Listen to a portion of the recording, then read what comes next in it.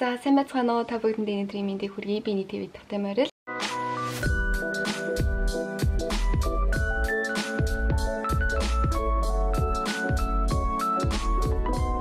Тэгээд бичлэгээр үнэхээр удаан уулзсангүй удаан хэлэлгсэн дуучлаарэ.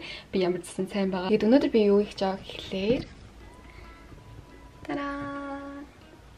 нөгөө Солонгосын TikTok дээр тренд болоод исэн нөгөө Huache гэд тэрийг хийж үзгээ байж гин. Би нөгөө ширээнийхээ байршлыг өөрчилсөн байхгүй юу? Мөс над тэрхтээ. За мөсөө ингэж шийдэж. Жимснүүдээ хийд юм лүү? Ингээ би сая жимснүүдээ хэрчсэн. Энэ болохоор тоор. Тэгээд энэгээр болохоор гүзээлцгэн байна. Энэ цагаан гүзээлцгэн авсан өнөөдөр. Цагаан гүзээлцгэн тэгээд ийм улаан гүзээлцгэн. Тэгээд энд болохоор blueberry гээд банан.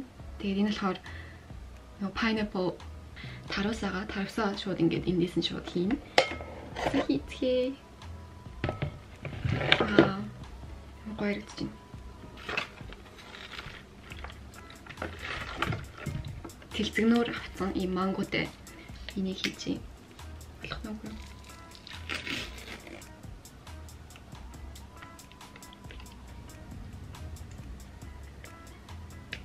За тэгээд ийм гүзээлцгэнтэй сүү бас авсан.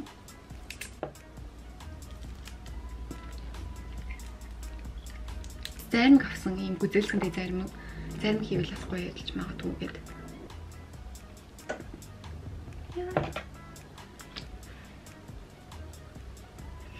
Sprite бол хийх хэрэгтэй. Гэтэ надаа Sprite байгаагүй болохоор энэ Mitsuya Saida гэдэг Японы Sprite-тэй адилхан амттай. Тэгээд хийцгээе. Өчигдөр ууж исэн.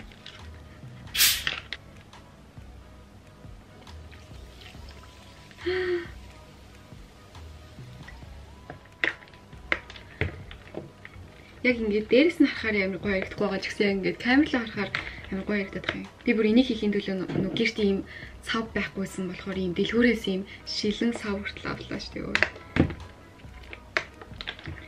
Тийм гоё харагдаж байна. Яг нөгөө бичлэгэн дээр шиг болоод байгаа юм шүү дээ. Бүр амар том хараа. Бүр юу асгачих вэ дээ ёо. Ингээ унахчвал бүр ёо яа. Би бүр амар гоо цагаан харагдаад байгаа юм. Гайгүй ч юм уу. Яг бүр ингээ цонхны өдөөс харсан байгаа болохоор албаар би ингээ нөгөө нэг ширээгээ цонхны өдөөс харуулж тавьсан байхгүй юу. Тэгвэл гоё санагдаад. Зарим мар хайчваа. Бэст. За амсаад үзье.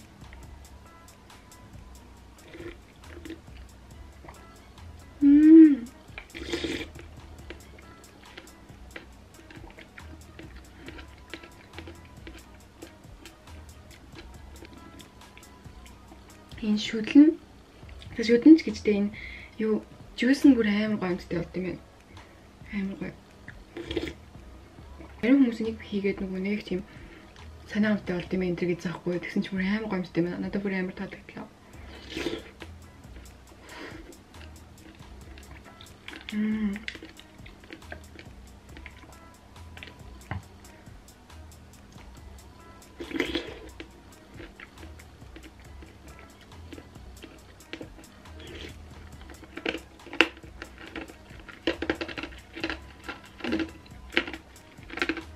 Өнгөрсөн жил TikTok дээр тренд болоо. Тэгээд одоо баг трендээс гарцсан ч гэж магадгүй л дээ. Гэтэ яг би зүгээр идмээр байсан юм. Бичлэгний төлөө бүр нүүрээ сая будаад үсэн янзлаад дээ бүрхээ солиод доороо бол зүгээр гэрийнхээ өмдтэй байна одоо. Тэгээд би өнөөдөр ингээд эдэнгээ таад өөрийнхөө ингээд сүүлийн үед надад болж байгаа зүйлүүдээ ярих гад яагаад ингээд 3-4 сар бичлэг хийгээгүй удаасан бэ гэдэг энэ талаар бас ярих гад. Би ямар ч сан нөгөө нэг миний Instagram-ыг үздэг хүмүүс би Instagram дээр бас нэг хальт нэг юм бичсэн аахгүй ингээд би жоохон ажил хайлт хийгээ завгаа гэд энэ 4 сараас би 4-р курс болсон. Японд болохоор 4-р курсын оюутнууд яадаг вэ гэхэлэр 4-р курсынхаа ингээд намар одоо хавраас эхлээд 100 хүртэл ингээд ажил хайлт хийдэг байхгүй юу? Одоо Японоор бол шүкацу гэж ярьдаг. 100 гэхэд баг ихэнх газруудаасаа ингээд ажлын санал аваад тэгээд 100-аас хойшоо ингээд дараа жил одоо ажилд орох хүртлээр зарим сургуульд аваад эсвэл сургуулийнхаа кредитийг аваад дууссан хүмүүс аялдаг ч юм уу. Үнэхээр ингээд гоё төгсдөг байхгүй Японд. Би яг Монголд яг яадаг юм мэдэхгүй байна. Монголд хүмүүс яг төгснөхийн дараа ажил хайгадаг тий. Японд болохоор тийм биш ингээд оюутан 4-р курс юу гадаа нар яагаад байна?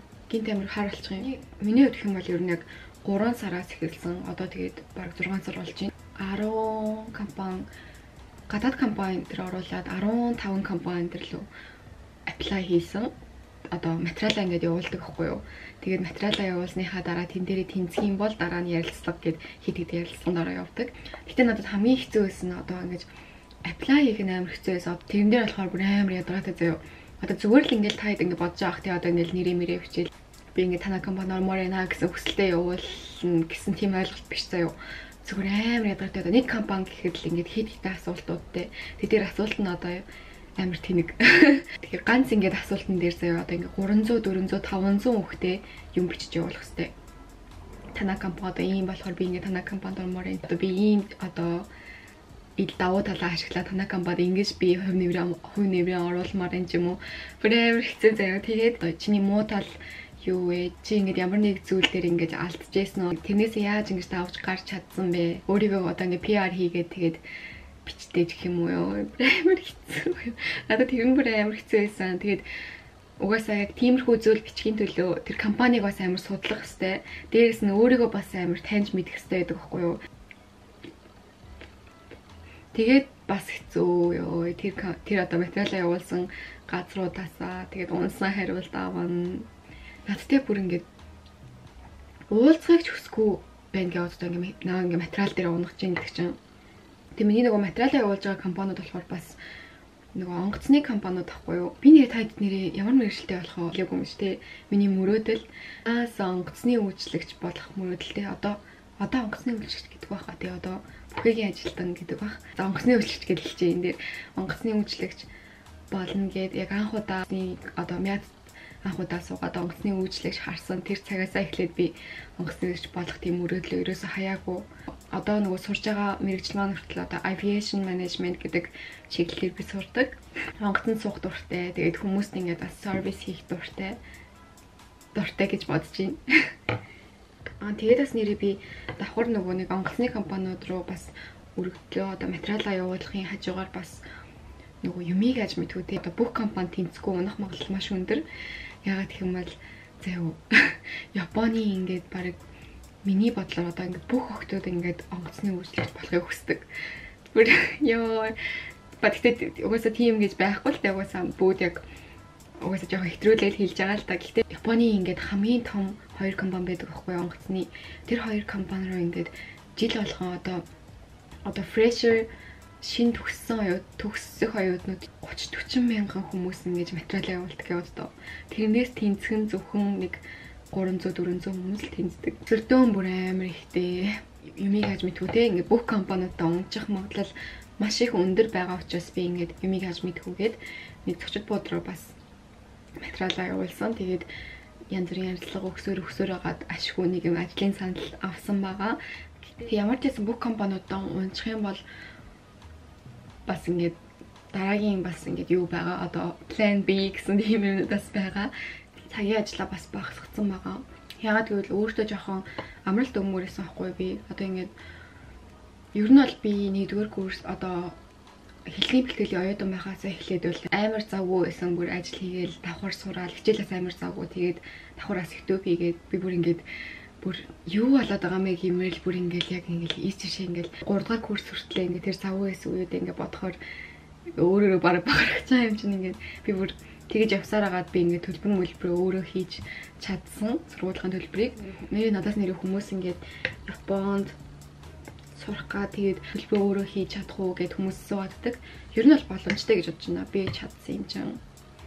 Гайгүй цалин өндөртэй ажилдаас оруулах гайгүй ах. Төлбөрөө ингээд гэрийнхээсээ авдаг оюутнуудад бүр ингээд амар хатаархдаг гэсэн.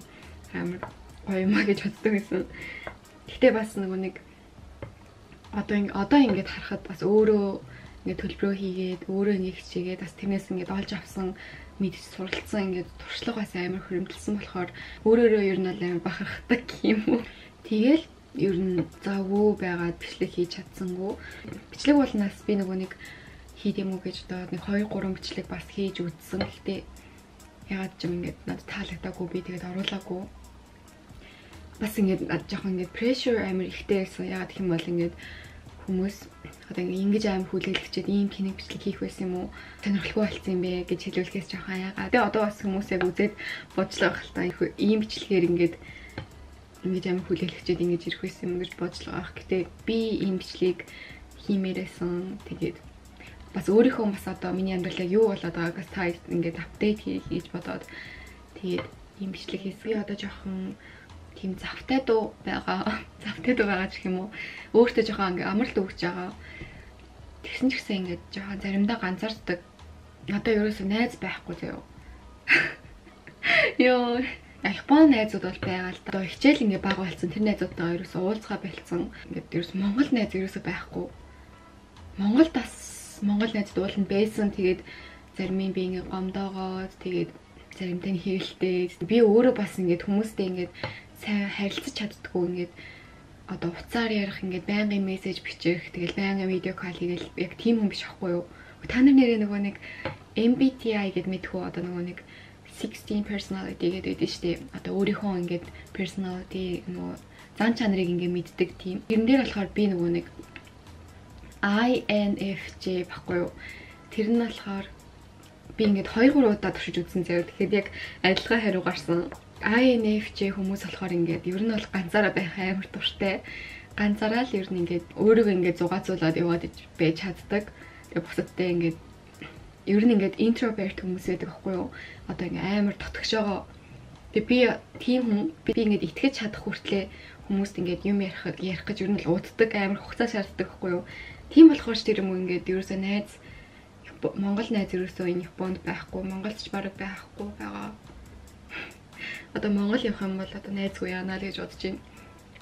Би бол нэг тийм өөрийгөө муу хүн гэж уулна боддгоо л дээ. Хүний сайн найз байж чаддаг уулна гэж боддог. Тэгээд хүмүүс надад дургүй юм болоо мэдгүй. Би бол ингээд нэг ингээд та хэдийн бодож байгаа шиг одоо яг ингээд намайг үздэг ингээд хейтерсүүд амар нөгөө маягтай охин тэрхэл амар боддог бах тий. Би бүр ерөөсөө юм биш тхүү. Өөрөөрөө байхыг л амар хүсдэг.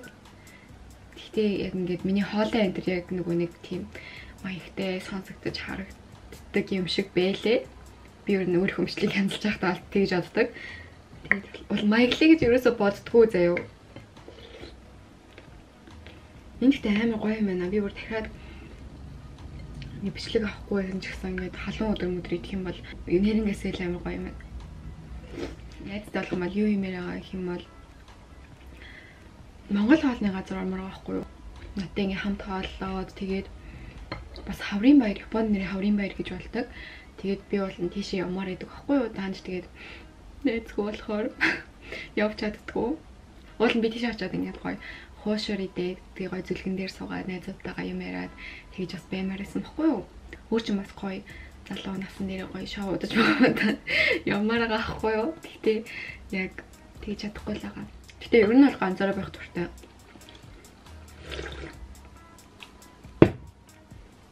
Армараа компаниудаас ингээ унаад байгаа болохоор бас ингээд яг мэдгүй байна яг яхаа. Би ингээд яг юу хиймээр байгаа юм бол гэдгээ ч юм уу. Эсвэл яг би энэ амьдралд яах гэж ирсэн болоо гэдгээ мэдэхгүй байгаа байхгүй юу? Яг энэ насан дээр хүмүүс ингэдэм болов. Би одоо 23 таа тэгээд юуны төлөө яг амьдрах юм болоо? Яг гэж жоохон бодоод байгаа. Гэтэ зүгээр ер нь бол зүгээр ингэж жоохон нөгөө нэг яаж яагаад гутарч байгаа тэгээд гайгүй болчихно. Угаасаа амьдрал угаасаа яг санснаар болдгүй юм байлээ. Тэгээд нэг өдөр муухай өдөр байхад угаасаа аж жаргалтай өдөр яг иртгэл юм байлээ. Яг ингэж санаа муухай юм болоод гоё юм болоод муухай юм болоо гоё юм болоод гэд яг нэгэд ийм дараалалтай явдаг амар санаа. Амьдрал яг тийм юм байлээ. Ер нь амьдрал гэж яг юу юм бэ?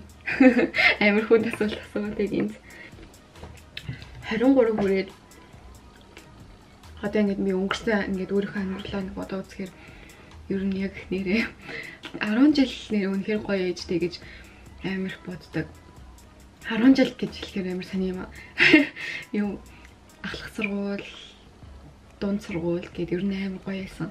Тэгээд миний бичлэг бас сургуулийн хүүхдүүд бас үздэг баг. Тэгээд та хэд ингэж одоо байгаа цаг үеэ бүр үнэхээр гоё өнгөрүүлээрээ. Би болохоор тэр тухайн үед бол тийм юусоо боддгоо ингэж аль болох хурдан төгсөөл, аль болох хурдан том хүн болохыг амар хүсдэг байсан. Тэгээд одоо ингэж яг ийм ихч болоод ирсэн чинь яг ер нь бага нас ер нь одоо яг хамгийн гоё тэгэл сургууль дээр очиод найзуудтайгаа уулзаал. Тэгэл ер нь багштай загнуулаад тэгэл ер нь гоё л байж тээ. Одоо бол тэгэл амьдрал төл тавих гал яхаа мэдгүй тийм тэгэл найзуудгүй яа тэгэл нэг тийм жоохон сэтгэлээр унаал тийм болчтгол юм байна. Гэхдээ айгүй би угаасаа даваад гарна гэдэг өөрөө мэдж байгаа. Тэгээд та хэд ч гэсэн одоо байгаа цаг үеийг үнэхээр гоё өнгөрүүлээрэй гэж хүсье. За тэгээд өнөөдрийнхээ бичлэгийг энэ хүрээд дуусгая. Тэгээд өнөөдрийн маань бичлэгийг үзсэн та бүхэндээ маш их баярлалаа. Тэгээд бас үргэлж дэмждэг, үргэлж ингээд урам зориг өгдөг та бүхэндээ маш их баярлалаа. Маш их хүч авдаг. Тэгээд удахгүй шинэ бичлэг хийн гэж найдаж байна. Тэгээд дараагийн бичлэгээр уулзлаа. Тэр баяртай.